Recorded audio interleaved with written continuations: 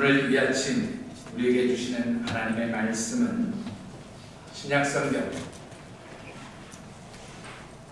히브리서 11장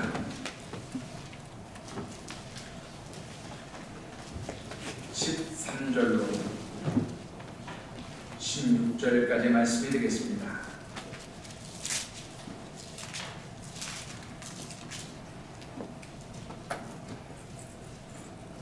여러분들 가지신 신약성경 365면을 전월해서 보시면 되겠습니다. 히브리서 11장 13절로 16절까지의 말씀입니다. 주신 말씀을 제가 읽을 때 이 시간 우리 모두에게 주신 하나님의 음성이 있기를 바랍니다. 이 사람들은 다 믿음을 따라 죽었으며 약속을 받지 못하였으되 그것들을 멀리서 보고 환영하며 또 땅에서는 외국인과 나그네임을 증언하였으니 그들이 같이 말하는 것은 자기들이 본향 찾는 자임을 나타냄이라.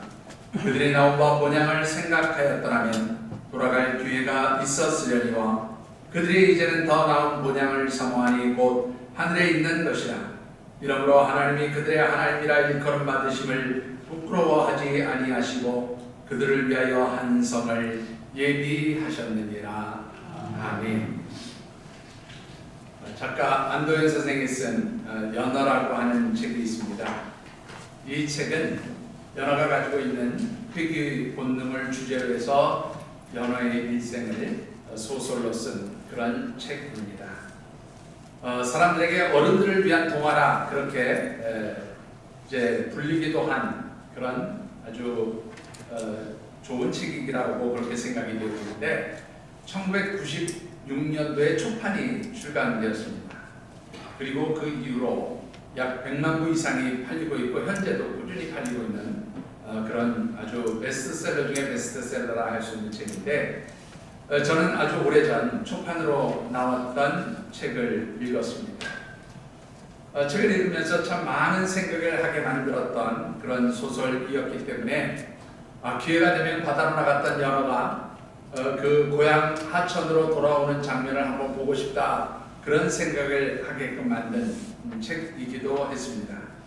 그러던 중에 우연치 않게 기회가 되어서 양양에 있는 남대천에 연어가 바다로부터 올라와서 이제 그곳에서 알을 낳고 수정을 하고 그러면서 죽어가거나 혹은 또 사람들에게 잡히는 그런 장면을 보게 되었는데 그 장면은 참으로 말로 표현하기 힘든 감동과 그리고 가슴 뭉클한 그런 경험이 되었던 것을 기억하고 있습니다. 오늘 이 아침에 연어의 이야기로 말씀을 시작하는 것은 이 고향을 찾아오는 연어의 모습 속에서 오늘 이 세상에서 살아가는 우리 모두의 모습을 발견할 수 있기 때문입니다. 이제 이틀만 지나면 5일간의 긴 추석 명절 연휴가 시작이 되어집니다. 올해는 코로나 바이러스로 인해서 많은 가족들이 고향을 찾는 일은 그리 많지 않을 것이라 예상을 하지만 그래도 부모님이 계시고 일가 친척들이 있으며 또한 자신이 태어나고 자란 곳 언제 찾아도 푸근한 고향을 생각하는 사람들의 마음은 아마 한결같을 것이라 그렇게 생각을 해봅니다.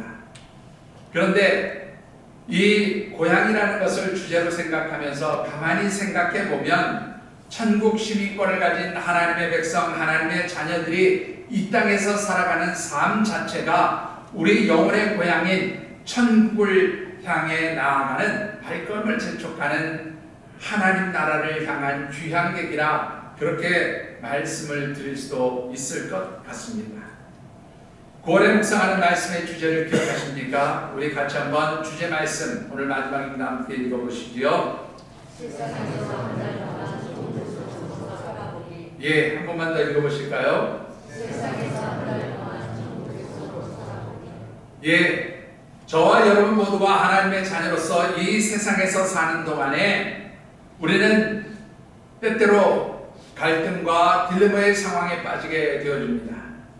그것은 어떤 일을 만나게 되었을 때 우리가 세상 사람들의 삶의 방식을 따라 살 것인가 아니면 하나님 나라 백성으로서의 삶의 방식을 따라 살 것인가 어떤 것이 우리에게 더 유익할까 하는 그런 갈등과 딜레마의 상황에 빠지게 되어진다고 하는 것이지요.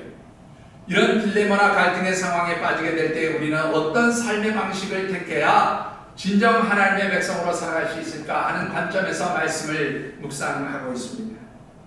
그래서 첫 번째 주일에는 우리가 이 땅에서 하나님의 자녀, 하나님의 백성으로서 천국 시민권을 가지고 살아가고 있을 때에 특별히 하나님 나라의 백성으로서 이 세상에서 천국 시민권자로서 지켜야 할 의무와 책임이 있다는 말씀을 드렸습니다. 하나님의 백성으로서 이 세상에서 천국 시민의 책임을 감당하기 위해서는 무엇보다도 복음에 합당한 삶을 살아가는 것이 중요하다는 말씀을 드렸습니다. 두 번째 주일에는 하나님의 백성이 되기 위한 천국 시민권자가 되기 위한 자격 조건에 대한 말씀을 드렸습니다. 우리가 하나님의 백성으로서 천국 시민권자가 되기 위해서는 예수 그리스도와 주님께서 십자가를 통해서 보여주신 그 십자가의 정신이 우리 삶의 기준이 되어질 때에 우리가 천국 백성으로서의 자격을 누리게 되어진다는 말씀을 드렸습니다. 지난 세 번째 주일에는 천국 시민권자로서 우리가 이 땅에서 살아갈 때에 하나님께서 주시는 특별한 권리, 천국 백성들만 누리는 그러한 권리가 있음을 말씀드렸습니다. 그것은 바로 하나님께서 주시는 평강의 은총, 도움의 손길, 그리고 하나님이 특별히 보호하시는 그러한 축복의 권리들이 이 세상 속에서 살아가는 하나님의 백성들에게 주시는 천국 백성들의 특권임을 말씀드렸습니다. 오늘 마지막 네 번째로 드리고 싶은 말씀은 우리가 비록 이 땅에서 살아가고 있지만 하나님의 자녀, 하나님의 백성으로 이 세상에서 살아갈 때에 어떻게 살아가는 것이 하나님을 기쁘시게 하는 삶이냐 하는 것입니다.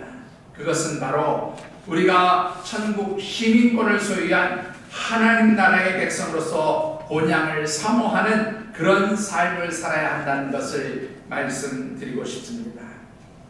오늘 우리에게 주신 하나님의 말씀은 우리가 너무나 잘 아는 히브리서에 기록된 믿음장의 한 부분을 우리가 함께 읽어보았습니다. 오늘 이 말씀 중에는 세상에서 살아가는 하나님의 백성들이 무엇을 사모하며 살아가야 하는가를 아주 잘 보여주고 있습니다. 주신 말씀을 묵상하는 가운데 비록 이 땅에서 살지만 천국 시민권을 소유한 하나님의 백성들, 하나님의 자녀들답게 영원한 본향 하나님 나라를 사모하며 살아가시는 아름다운 우리 하늘샘 가족들이 되어주시기를 주님의 이름으로 축원합니다. 자, 오늘 주신 말씀을 통해서 먼저 묵상해 보고 싶은 것은 하나님의 자녀된 천국 백성, 곧 천국 시민권을 소유한 성도들은 이 세상에서는 어떤 신분의 소유자들인가 하는 것입니다.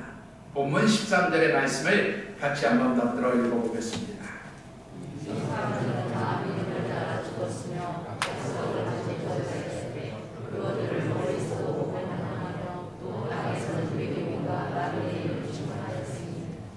자, 오늘 이 말씀을 보시면 13절에 이 사람들은 다 믿음을 따라 죽었으며 또 이 사람들은 약속을 받지 못하였을 때 그것을 멀리서 보고 환영하며 또 이 사람들은 땅에서 외국인과 나그네임을 증언하였다. 이렇게 표현하고 있어요. 이 사람들이란 말이 그 뒤에 나오는 여러 문장들을 꾸미는 말이에요. 자, 그런데 이 말씀 가운데 이 사람들은 땅에서는 외국인과 나그네임을 증언하며 살았다. 그렇게 말씀합니다. 자, 이 사람들은 누구입니까?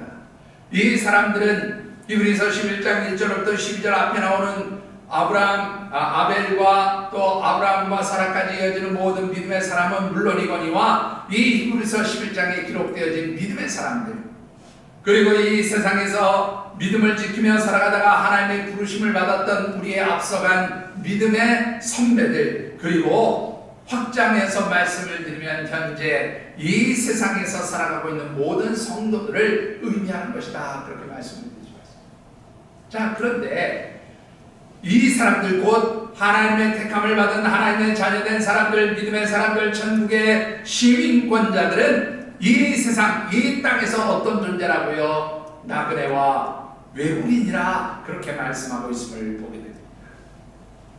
여러분, 지난 앞서 세 주일 동안 제가 계속해서 강조했던 것은 우리는 비록 이 세상에서 살지만 하나님 나라의 시민권자입니다. 하나님 나라를 소유한 하나님의 백성입니다. 이것이 우리의 신분입니다. 라고 말씀드렸어요. 오늘은 그 반대를 한번 생각해 보자는 거예요. 천국의 시민권을 소유한 하나님의 백성들이 세상에서 살 때에 세상에서의 신분은 뭐가 되느냐? 오늘 본문은 뭐라고 말씀합니까? 나그네요, 외국인이다. 그렇게 말씀하고 있어요.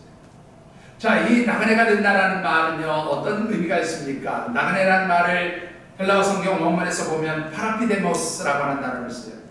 이 파라피데모스라고 하는 말은 뭐냐면 어떤 지역에서 짧은 기간 동안에 체류하다가 떠나는 사람을 나그네, 파라피데모스라고 그렇게 표현합니다. 그런가 하면 어떤 장소에서 임시로 거주하다가 떠나는 사람을 바로 나그네라 그렇게 이야기를 하죠. 한편 외국인이라는 말은요, 크세노스라고 하는 헬라어 단어를 쓰는데 이 크세노스라고 하는 말의 원문 뜻을 보니까 뭐냐면 적이라는 의미예요. 그리고 또 낯선 사람, 그런 뜻이 있어요. 자, 왜 외국인들을 적으로 여겼는가? 고대 국가에서는요, 이 낯선 사람이 자신의 나라에 들어오게 되면, 어떤 나라에 들어오게 되면 이 사람은 무조건적으로 적과 같은 존재로 그렇게 여겼다는 거지요. 그래서 고대 국가에서, 고대 사회에서 외국인이 되어진다는 것은 그 해당되는 나라에서 법의 보호를 받지 못하는 존재가 되어지는 것을 의미하고 있습니다. 그런가 하면 외국인으로 거하는 그 나라에서 그 나라의 사람들로부터 죽임을 당할지라도 또 야만인 취급을 받을지라도 보호받지 못하는 존재가 외국인이다, 그렇게 말할 수 있고요. 또 이 어떤 해당 국가의 사람들이 모이게 될 때에 그 자리에 들어가지 못하는 차별 대우를 받는 존재가 외국인이라 그렇게 말하고 있습니다. 어젯밤에 우리 하늘생교회가 기도로 구원하는 우리 김광현 선교사님 전화를 받았어요. 잘 아시는 대로 인도네시아 파푸아 섬에서 문서 선교를 통해서 그 원시 부족들에게 하나님의 말씀을 전하는 그런 사역을 감당하는 선교사님이십니다. 갑작스럽게 어떻게 된 일인가 제가 여쭤보았습니다. 그랬더니 갑작스럽게 추방당했대요. 예, 추방당한 이유는 제가 이제 예를 들어서 말씀드리기가 조금 불편하지만 아마 그 인도네시아 정부가 외국인 선교사들에 대해서 좀 불편함이 있어서 그 지금 파푸아 지역에서 다 지금 추방하고 있더라고요. 이유는 딱 한 가지입니다. 만일 이 김광현 선교사님이 그 나라의 시민권, 국적을 가지고 있었다면 쫓겨날 일이 없었겠죠. 외국인으로서 그 나라의 복음을 전하러 와 있는 이 선교사님은 그 나라 사람이 아니기 때문에 그 나라의 정부의 정책에 따라서 어떻게 해요? 추방되기도 하고 또 비자가 만기돼서 연장을 하면 비자를 연장시켜주지 않고 당신 나가시오라고 이야기하기도 하는 것이, 이게 바로 외국인의 신분이라고 합니다. 그런데 여러분, 오늘 성경에 보면 우리 하나님의 백성들은 천국의 시민권을 소유한 대신에 세상에서는 무엇과 같은 존재라고요? 나그네와 같은 존재요, 외국인과 같은 존재라 그렇게 말씀을 하고 있습니다. 여러분들, 이 나그네와 같이 외국인과 같이 그렇게 세상에서 인정을 받는다라는 말은요, 어떤 의미가 있어요? 사실은 배척당하는 사람들이야. 조금 전에도 말씀드렸잖아요. 이방인들은 어떻게 배척당합니다. 세상 사람들은 하나님의 백성들을 이방인처럼 여기고 배척한다는 것이지요. 또한 이 세상에서 하나님의 백성들은 이 세상과 원수, 적과 같은 그러한 존재로 여김을 받는다라는 것입니다. 여러분들, 왜 그렇습니까? 이미 앞서서 말씀을 드렸지만 이 세상은 하나님께서 마지막 세상을 심판하실 때까지 공중의 권세 잡은 사단에게 이 세상의 통치권을 위임해 두셨어요. 그러니까 이 세상의 어둠의 통치자인 사단은 하나님의 백성, 하나님의 말씀과 뜻대로 살아가는 하나님의 자녀들을 무엇처럼 여겨요? 하나님께 속한 사람들이기 때문에 우리를 대적으로 여기는 거죠. 적으로 여기는 거예요. 그러니까 어떻게 합니까? 이 하나님의 사람들은 세상에서 사단과 그에 속한 세상 사람들에게 적으로 여기고, 그래서 배척을 당하고, 그래서 이방인들처럼 차별 대우를 받는 것이 하나님의 백성들의 세상에서의 삶의 모습이라고 성경은 우리에게 가르쳐 주고 있습니다. 이러한 말씀을 생각해 보면 왜 하나님의 백성들이 세상에서 살 때에 고난을 당하는지, 어려움을 당하는지, 아픔을 당하는지 그 이유가 아주 분명하게 나타나는 것을 보게 됩니다.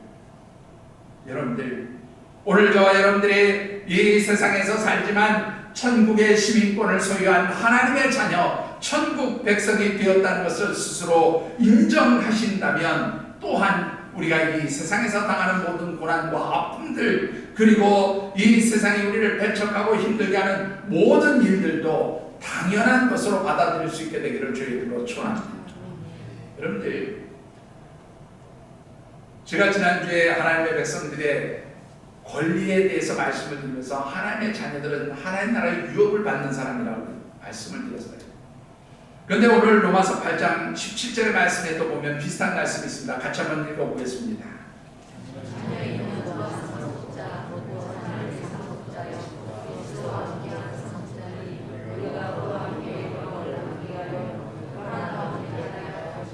여러분들, 오늘 이 말씀을 보면 뭐라고 말씀합니까? 자녀, 이것은 하나님의 자녀를 의미하는 거죠. 하나님의 자녀이면 상속자, 곧 하나님 나라를 유업으로 받을 수 있는, 하나님 나라를 상속받을 수 있는 상속자가 되어지고, 또한 십자가의 고난을 통해서 모든 인류를 구원하셨을 뿐만 아니라 또한 그 십자가의 죽음을 통해서 영광스러운 자리에 올라가신 예수님과 같이 그렇게 우리가 영광을 받기 원한다면, 예수 그리스도와 같이 하나님 나라를 상속받는 하나님 나라의 상속자가 되기를 원한다면 무엇도 받아야 한다고요? 고난도 받아야 한다. 그렇게 말씀하셨습니다. 여러분들, 하나님의 백성으로서 이 세상에서 고난당하는 것 두려워하지 않게 되기를 주의 이름으로 축원합니다. 그것은 하나님의 백성, 천국 시민권자를 소유한 하나님의 자녀들이기 때문에, 바로 이 땅, 사단이 지배하는 세상은 우리에게 마치 어떤 곳이에요? 외국과 같은 곳이에요. 네. 여러분들 여행 계획으로 외국에 가면 그 나라의 법에 의해서 보호받는 것이 아닙니다. 여러분들, 우리가 외국에 나가서 어떤 어려움을 당하면요, 그 나라에서 우리를 뭐 구해주고 조치해주고, 물론 그럴 수도 있겠지만 더 중요한 건 누가 가서 조치해요? 우리나라의 군인이나 우리나라의 영사나 우리나라의 대사들이 가서 우리를 도와줍니다. 그게 바로 어느 국적을 소리한 사람이냐, 그래서 중요한 거죠. 여러분들은 하나님 나라의 백성, 천국의 시민권을 소유한 하나님께 속한 사람들임을 믿으시고, 이 땅에서 외국인들이 당하는 것과 같은 그런 어려움을 당할지라도 그것에 대하여 두려워하지 않게 되기를 주의 이름으로 축원합니다. 누가 도와주시기 때문에? 하나님 도와신다. 자, 그렇다면 우리가 이 세상에서 하나님의 자녀요, 또한 천국 백성, 천국의 시민권자로 살아가는 그러한 하나님께 속한 사람들이라면 우리가 세상에서 절대로 하지 말아야 할 것이 있음을 보게 되죠. 자, 그것이 무엇입니까? 오늘 본문 말씀에 보면 세 가지를 하지 말라고 말씀하고 있습니다. 그 첫 번째는 뭐예요? 의심하지 말라는 거예요. 여러분들 13절의 말씀을 다시 한번 같이 읽어보겠습니다.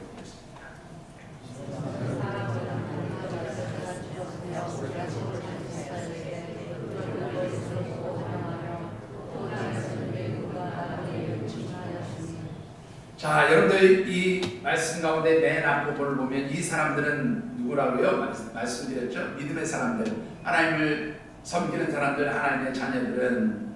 그런데 여기 보니까 믿음을 따라 죽었으며 약속을 받지 못하였다라는 말입니다.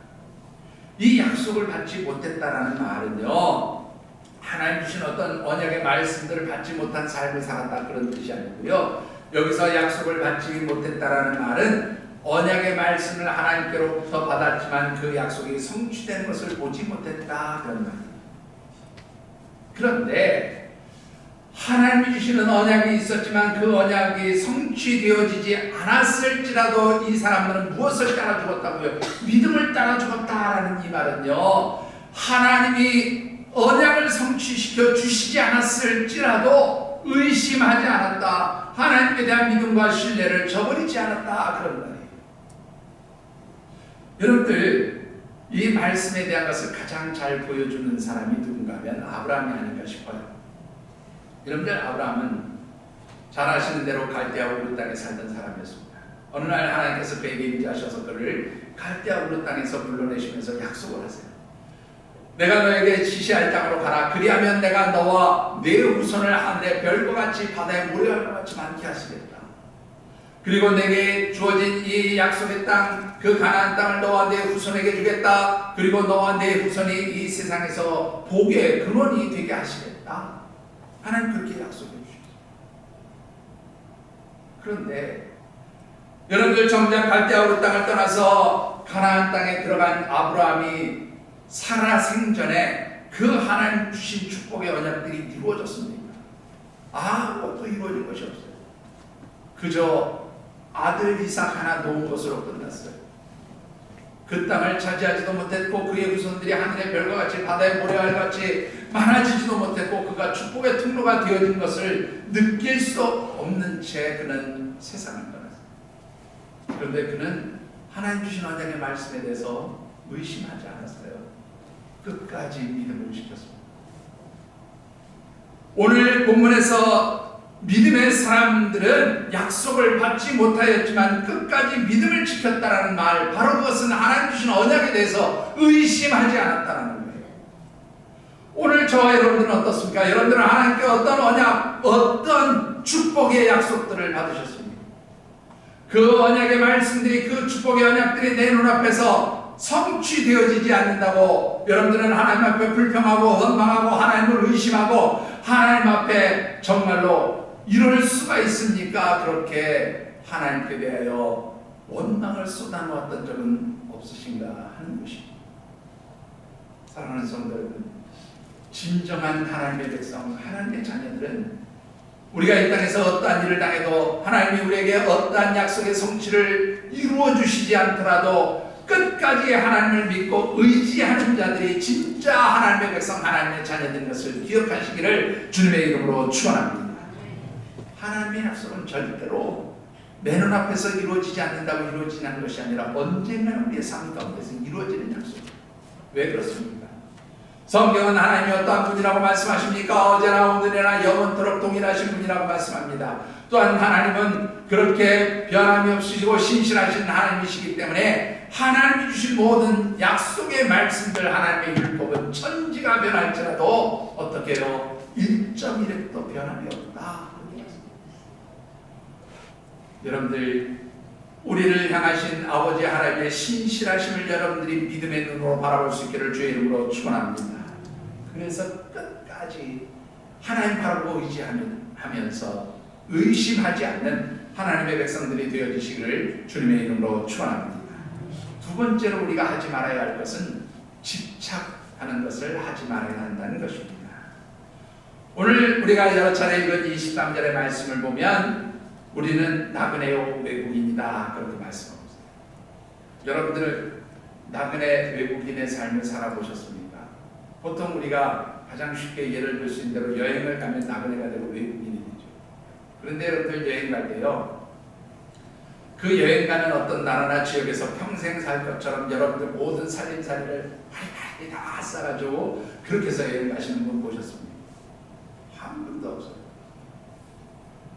나그네로 가는 사람, 외국인으로 가는 사람은 그 머무는 곳에서 잠시 있다가 떠날 것이기 때문에 가능한 한 비우지요. 가볍게 다닙니다. 여러분들 여행 다니면서요, 짐이 크면 클수록 그 사람은 어떻게 해요? 비련한 사람이에요.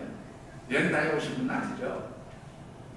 여러분들 제가 이렇게 우리 노예나 이렇게 이제 목회자들 수련회 가면요, 보통 말이죠, 어떤 분들은 난 그냥 여행 가방에다가 이렇게 잔뜩 싸가지고 가는 분들이, 저는 항상 백팩 하나면 좋거든요. 백팩 한 3박 4일 정도면 백팩 하나면 좋아요. 얼마나 간편하고 편안하게. 여러분들 여행자, 나그네, 외국인들은요, 비우는 사람들이에요. 가볍게 사는 사람들입니다. 여러분들 여러분들이 좋아하는 나라가 어디입니까? 미국이든 프랑스든 어디든 간에 여러분들 그 나라가 좋다고 그 나라에 가서 평생 살 것처럼 그렇게 거기에 대해서 집착하고 그러시나요? 그쪽에다가 좋다고 해서 집착하고 쌓아두지 않아요. 왜 그렇습니까? 내 고향, 내가 사는 원래의 나라에 돌아오면 여기 모든 것이 다 있는데 굳이 거기다가 쌓아두고 살지 않죠. 여러분들 마찬가지입니다. 하나님의 백성으로 산다는 것은 우리가 이 세상 것에 대해서 집착하지 않는 것을 의미해요. 이 세상 것으로 내 삶의 자리를 채우는 것에 그렇게 혈안되어 있지 않는 것을 의미합니다. 하나님의 백성으로 살기를 원하면 집착하지 말라고 말씀하고 있습니다. 여러분들 성경에 보면 세상 것에 집착해서 살았던 대표적인 여인 하나가 있습니다. 여러분들 누가복음 17장 28절부터 32절 말씀을 같이 한번 읽어보실까요?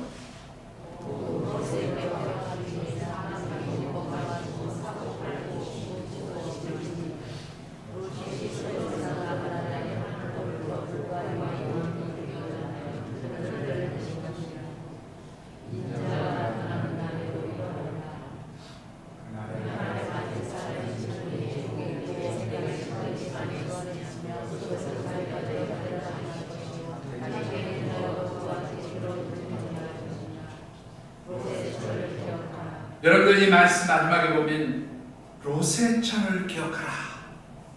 누구의 말씀이에요? 이 말씀은요, 예수님이 친히 직접 하신 말씀.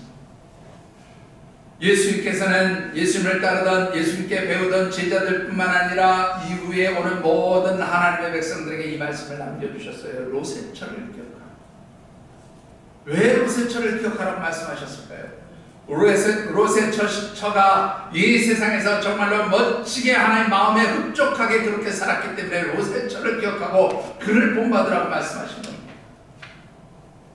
여러분들 로세처는 여러분들이 잘 아시는 대로 향락과 대표의 도성이었던 소돔과 고모라를 하나님께서 유황불로 멸하실 때에 아브라함의 중보기도 때문에 하나님께서 롯과 그의 가족을 건져내시기 위해서 하나님의 사자를 보내셨어요. 그 하나님의 사자가 롯과 그의 가족들에게 소돔성을 떠나라, 이 소돔과 고모라 성을 떠나는데 떠날 때 뒤를 돌아다보지 말아라 그렇게 경고해 주셨는데 어떻게 뒤를 돌아다봅니다. 그리고 결과적으로 소금 기업에서 죽었는 거죠. 여러분들 이 로세처가 왜 이 소돔과 고모라 성 하나님의 심판이 있는 곳을 뒤돌아보았을까라는 것입니다. 한마디로 그 소돔성과 고모라성에 남겨둔 재산과 재물, 그곳에서 즐기던 모든 세상의 향락과 즐거움, 이런 것들이 이 로세처의 발목을 잡고 뒤돌아보게 하지 않았냐는 거예요. 여러분들 세상 것에 대하여 집착하고 그것을 떨쳐내지 못하면 그 마지막은 뭐예요? 오늘 이 누가복음에 있는 말씀처럼 마지막 하나님이 세상을 심판하실 때도 이 로세처와 같은 사람들이 있을 것이다. 그들의 마지막은 하나님의 심판 가운데 있다는 거예요. 여러분들 진정 하나님께 속한 천국 백성, 하나님 나라의 시민권자가 되어지기를 원하신다면 여러분들의 삶에서 집착을 버릴 수 있게 되기를 주의 이름으로 축원합니다. 마지막 세 번째로 하지 말아야 할 것은 세상으로 돌아가지 않는 것입니다. 15절의 말씀을 같이 한번 다 들어 읽어보겠습니다.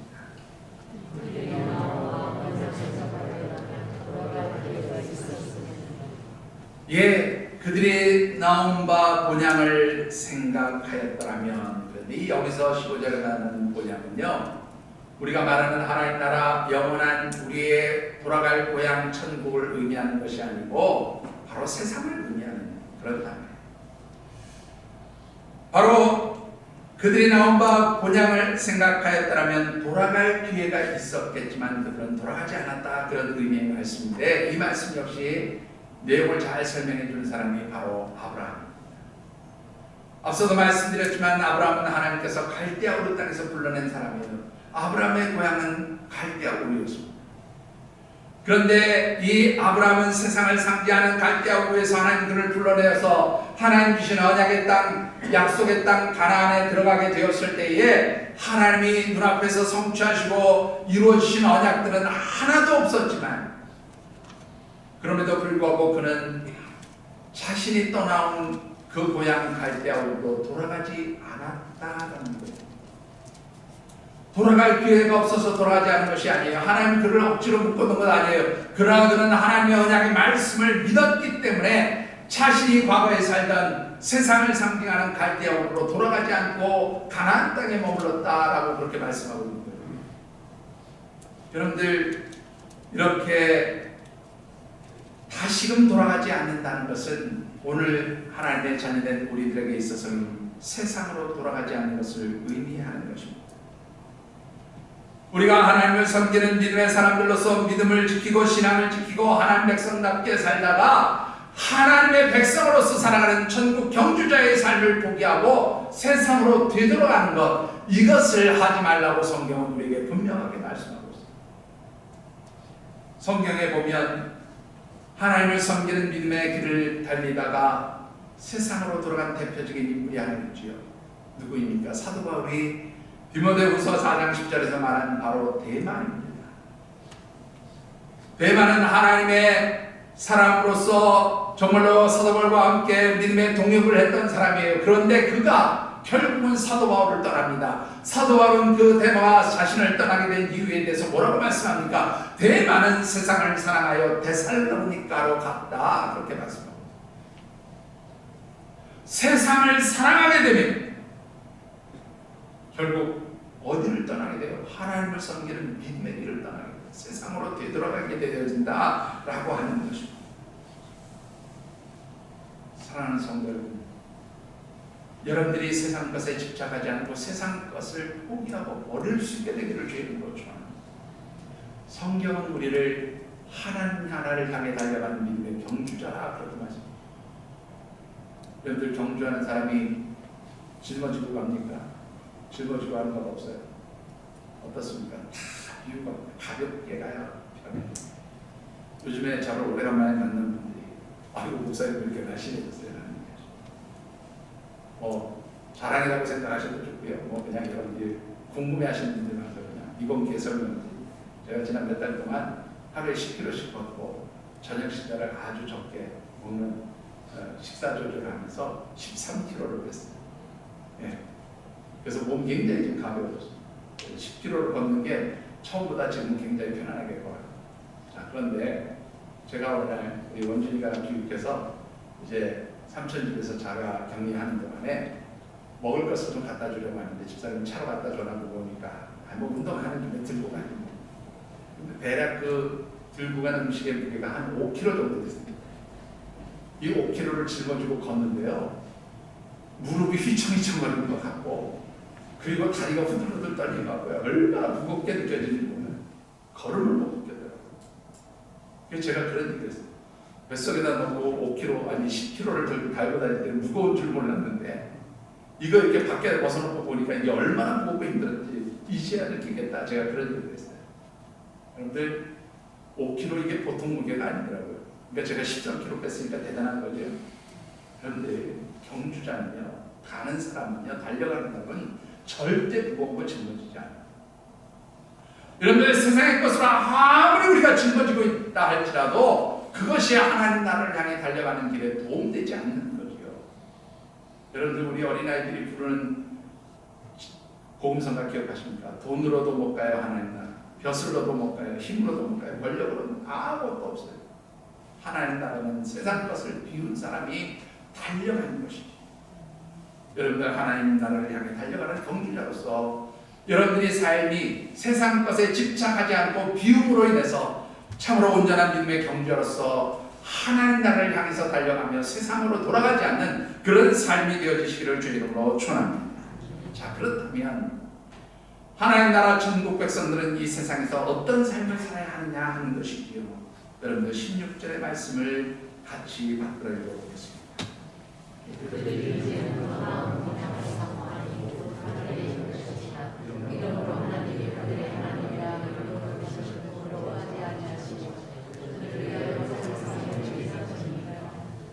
자, 여러분들 16절 앞부분에 보면 그들이 이제는 더 나은 본향을 사모하였다. 세상을 상징하는 과거에 내가 살았던 이 세상을 사모하는 것이 아니라 더 나은 본향 곧 하나님 나라를 사모하였다라고 그렇게 기록하고 있어요. 자, 그런데 이 사모하다는 말이요, 오레곤타이라고 하는 말을 쓰는데 이 오레곤타이라는 말은 열렬히 갈망하다 그런 말이에요. 또 다른 뜻으로는 어떤 뜻이 있느냐면 이것 아니면 안 된다 그런 뜻이 있어요. 여러분들 조금 전에도 말씀드렸지만 하나님 나라의 백성들은 늘 양자간의 갈등을 가지게 될 때가 있어요. 세상의 삶의 방식과 하나님 나라의 삶의 방식. 그런데요, 하나님 나라의 백성들은요, 갈등하고 고민할 일이 없어요. 왜냐하면 이것 아니면 아니에요. 그게 바로 뭡니까? 하나님 나라 백성들의 삶의 방식이 아니면 아니다라는 겁니다. 그게 바로 하나님 나라를 향한 영적 갈망이 있는 것을 의미해요. 여러분들, 세상에 한 발, 하나님 나라를 향한 참으로 하나님 백성으로서 한 발 이렇게 어정쩡하게 양다리 걸치고 살아가는 것이 아니라 하나님의 백성들은 한 곳 하나님 나라를 향해서만 달려가는 사람입니다. 그래서 계시록에 보면 너희들이 차라리 차든지 뜨겁든지 하라, 미지근하게 양다리 걸치고 사는 삶을 살지 말라, 그렇게 권면하고 있는 것입니다. 여러분들, 하나님 나라에 대한 갈망이라는 것은 다른 말로 표현하면 비움이에요. 앞서도 말씀드렸지만 하나님 나라를 향한 삶을 살려면 집착하지 말라는 말씀드렸어요.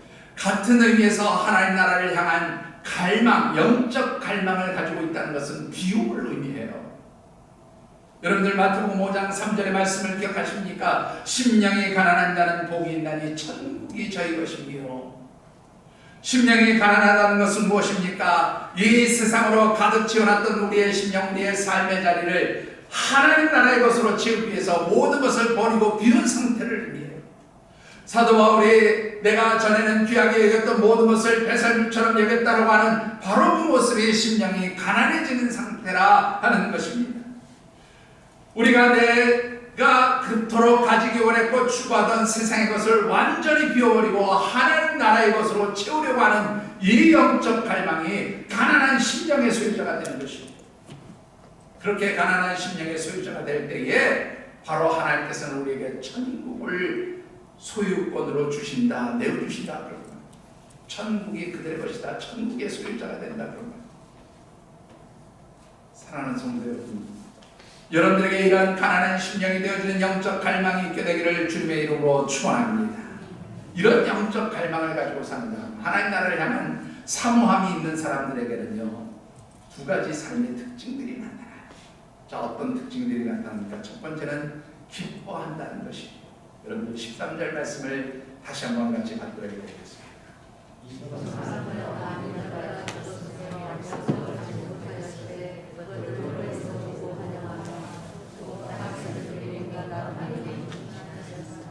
자, 중간줄에 보시면 그것들을 멀리서 보고 환영하다라고 하는 말이 나옵니다. 이 환영하다는 말은 아스파조마이라고 하는 단어를 쓰는데, 이 아스파조마이라는 말은요, 즐거워하다, 환호성을 치다 그런 말이에요. 기뻐하다, 그런 뜻으로 해석해 주셨습니다. 여러분들, 어떤 신나는 일이 있으면 어떻게 해요? 와! 환호성을 하죠. 지난주간에 우리 교단 총회가 있었는데요. 우리 교회에서 우리 교단을 이제 앞으로 1년 동안 이끌어가실 내년도에 총회장이 되실 총회장님 우리 교회에서 탄생했어요. 이제 이번에 이제 부총회장이 되시는데, 우리 가까운 한성환교회 이영호 목사님이 우리 교단 이제 부총회장이 되셔서 내년에 총회장이 되십니다. 총회장이 당선되는 순간 모든 우리 교회 총대들이 와! 소리를 지르고 환호했죠. 바로 그런 것을 의미하는 좋은 일이 있을 때는 기뻐하죠.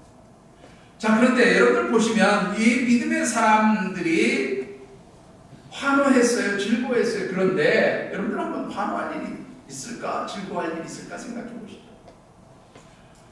하나님의 사람들이 이 땅에서 외국인으로 나그네로 살면서 배척을 당합니다. 이방인 취급당합니다. 적으로 여김을 받습니다. 뿐만 아니라 때때로는 하나님 주신 언약의 말씀들이 성취되지 않는 것처럼 보이고, 때때로 우리를 많이 기다리게 하고 인내하게 하고 지루하게 만들 때도 있어요. 그러면 좋은 겁니까? 여러분들 싫잖아요. 그런데 이 믿음의 사람들은 그것을 보고 즐거워했다는 거예요. 무엇을 보고 즐거운 거죠? 바로 하나님 나라를 소망의 눈으로 바라보면서 즐거워했다. 하나님 나라를 향해 달려가며 하나님 나라에서 주시는 영원한 그 생명의 은총을 비롯한 천국에 썩지 아니할 영원한 하나님 주시는 그 모든 축복의 것들을 소망하고 바라보는 사람들은 이 세상에서 고난을 당해도 환난을 당해도 어려움을 당해도 이 세상에서 하나님의 약속들이 성취되지 않는다 할지라도 늘 소망이 있어요. 하나님 나라를 바라보기 때문에 그게 기쁨이 있는 거예요. 즐거움이 있는 거예요. 소망이 있기 때문에 여러분들 환호하며 살 수 있는 줄 믿습니다. 사랑하는 성도 여러분, 오늘 저와 여러분들이 바로 이 세상에서 살지만 때로는 어려움과 힘든 일, 고통을 당하고 때로는 우리가 견디기 힘든 여러 가지 지루한 일들을 만나게 되어질지라도 여러분들이 기뻐하며 즐거워할 수 있게 되기를 주의 이름으로 축원합니다. 이게 바로 하나님 나라 백성들입니다. 두 번째로 하나님 나라 백성들의 삶에서 나타나는 또 하나의 특징은 뭐냐면 나타내는 삶을 산다는 거지요. 14절 말씀입니다.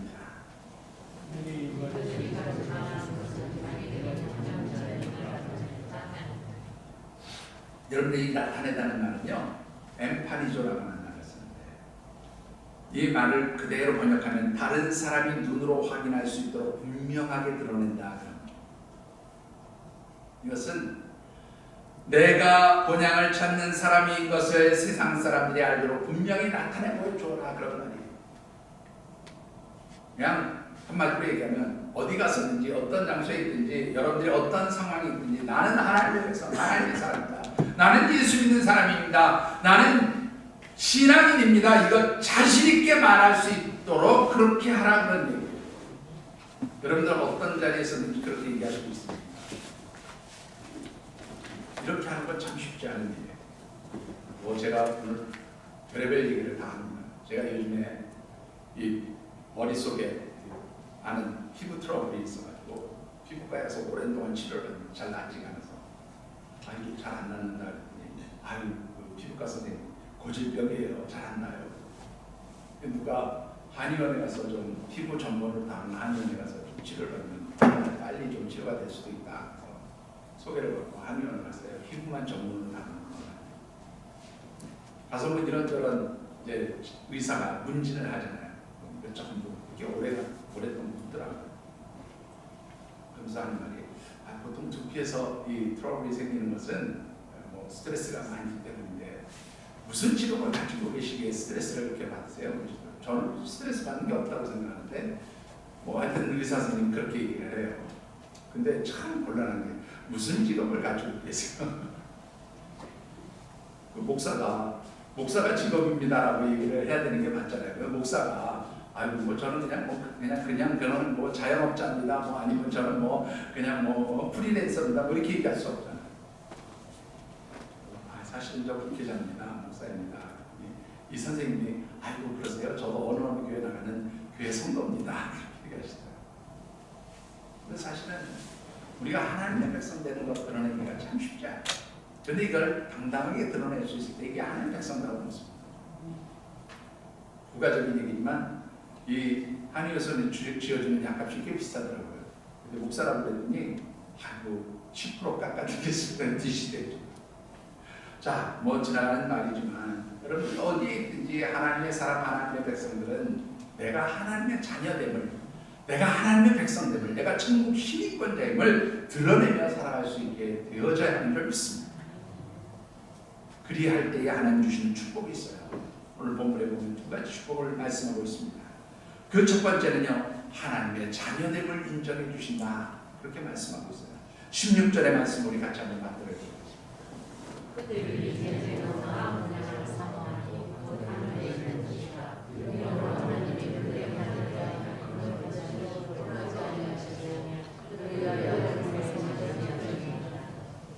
자, 여러분들 이 끝부분의 말씀을 보면 하나님께서 저희들의 하나님이라 일컬음 받으심을 부끄러워하지 아니하신다 그랬어요.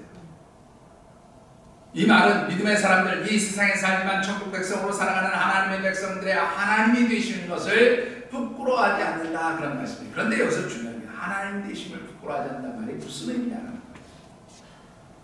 여러분들 이 말을 이해하기 위해서는요, 아주 중요한 단어 하나를 살펴보셔야 되는데 그게 바로 무슨 단어냐면 이 히브리서에서 지금 계속 반복해서 등장하는 본향이라고 하는 단어. 이 본향이라고 하는 말을요, 헬라어 성경에 보면 뭐라고 되어 있냐면 파트리스라고 하는 단어를 쓰는데요.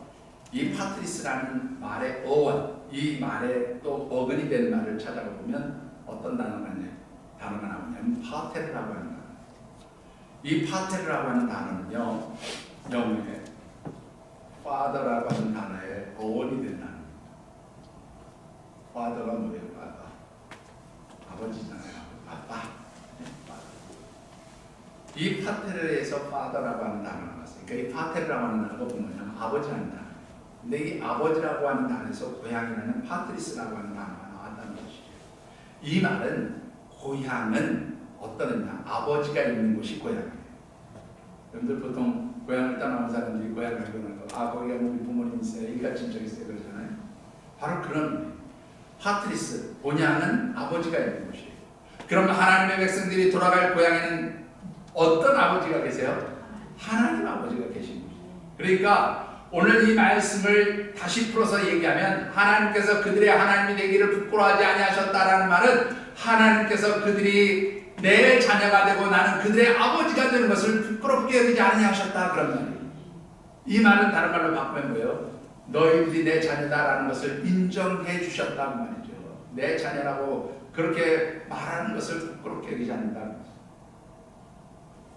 여러분들 부모가 자녀를 부끄럽게 여깁니까? 저희 원준이가 여기 있지만 때때로 제가 아이한테는 뭐 야단도 많이 치고 잔소리 되게 많이 해요. 그런데 어떻습니까?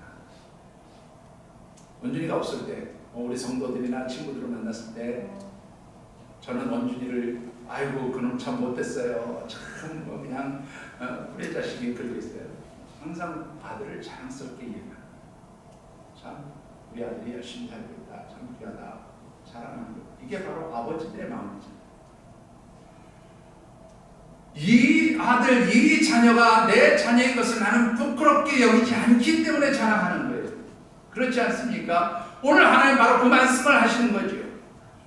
너희들이 믿은 대로 살면, 하나님의 백성답게 살면, 천국의 시민권자로 살면 내가 너희들을 부끄럽게 여기지 않고 너희들을 나의 자녀로 여기겠다.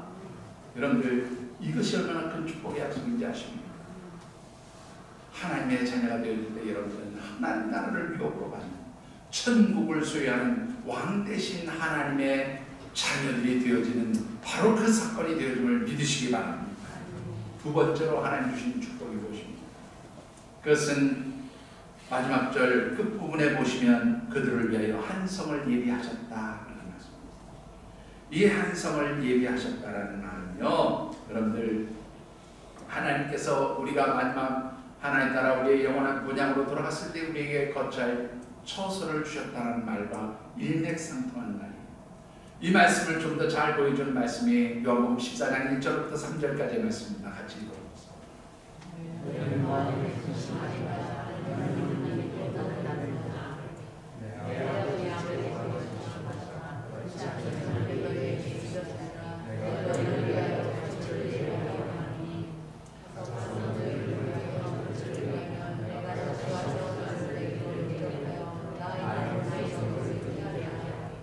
예, 요한복음 14장 2절 3절의 말씀은요, 오늘 이 본문의 말씀과 아주 일맥상통하는 말씀입니다.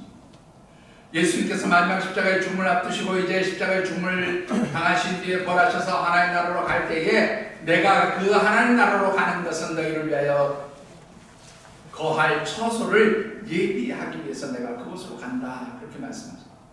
자, 그런데 여기 14장 2절의 말씀을 보면 이런 말씀이 있네요. 내 아버지 집에는 거할 곳이 많도다. 이 말을 영어 성경으로 보니까 이렇게 표현이 되어 있더라고요. In my father's house are many mansions. 제일 중요한 거, 제가 바람이 별로 안 좋으니까 뭐 그냥 그런가 보다. 맨 끝에 나오는 단어, 맨션이라고 하는 단어. 그런데 이 영어로 맨션이라고 하는 단어가요, 미국과 영국에서 쓰이는 의미가 조금 다르게 쓰여지더라고요. 미국에서 맨션이라면요, 그 개인주택, 뭐 오막살이 같은 주택이 아니고 개인주택에서 아주 옛날 중세 귀족들 같은 사람들이 사는 그 거대한 대저택 같은 거 있잖아요. 이런 걸 맨션이라고 표현하고요. 영국에서는 맨션을 아파트라고 이렇게 이야기합니다. 오늘 우리가 사는 이런 아파트를 맨션이라고 표현한다고 그래요. 그런데 여러분들 한번 생각해 보세요. 여러분들 이 세상에서 살면서 아파트 한 채 가지려고 그냥 열심히 돈 벌어서 안 먹고 안 쓰고 그렇게 아득한 살면서 아파트 한 채 마련하는 거 얼마나 기뻐하십니까? 근데요, 여러분들이 돌아갈 영원한 하나님 나라 천국에 가면 하나님 우리가 이 땅에서 가지기 원하는 아파트와는 조금 그야말로 비교조차 할 수 없는 귀하고 아름다운 처소를 하나님께서 이미 예비해 두셨다고 말씀합니다. 사도 요한은 요한계시록 21장의 3절과 4절 말씀에서 이런 말씀을 하고 있어요. 보라, 하나님의 장막이 사람들과 함께 있다. 장막은 하나님께서 우리를 위하여 예비하신 하나님 초소, 그것이 사람들과 함께 있다. 그렇게 해석으로도 무리가 없는 말씀입니다. 보라, 하나님의 장막이 사람들과 함께 있으니 하나님께서 저희와 함께 거하시니 저희는 하나님의 백성이 되고 하나님 친히 저희와 함께 계셔서 그 모든 눈물을 그 눈에서 씻기시며 다시 사망이 없고 애통하는 것이나 곡하는 것이나 아픈 것이 다시는 있지 아니할 것이다. 여러분들, 하나님 나라는 고통이 없는 것입니다. 하나님 나라는 영원히 아름다운, 우리에게 영원한 생명의 은총을 주는 바로 그것이 하나님 나라인 줄 믿습니다. 하나님께서는 바로 그곳에 저와 여러분들이 몸을 처소를 예배해 두시고 우리가 하나님 나라 천국에 도착하기를 기다리시는 그런 아버지이심을 믿습니다. 그렇기에 우리가 이 세상의 고향이 아니라 하나님 나라 영원한 천국을 소망하며 달려가는 하나님 나라의 경주자, 믿음의 백성들이 되어져야 하는 줄 믿습니다. 말씀을 맺습니다. 서두에 말씀드렸던 여러 이야기를 다시 한번 하고 싶습니다. 여러분들, 미국 동부지역으로 여행을 가는 사람이 꼭 빠뜨리지 않고 보는 것이 있어요. 미국과 캐나다의 국경에 있는 거 뭔지 아시죠? 네? 나이아가라 폭포입니다. 여러분들 가보신 분은 알겠지만 얼마나 그 장엄하게 그 거친 물줄기가 쏟아내리는지 아시나요? 그런데 이 나이아가라 폭포 상류, 그러니까 이 폭포가 떨어지는 그 위에 훨씬 더 높은 상류에는요, 연어가 살지 않았었다고 그래요. 그런데 한 어류학자가 이 연어의 회귀 본능에 대한 것을 연구하면서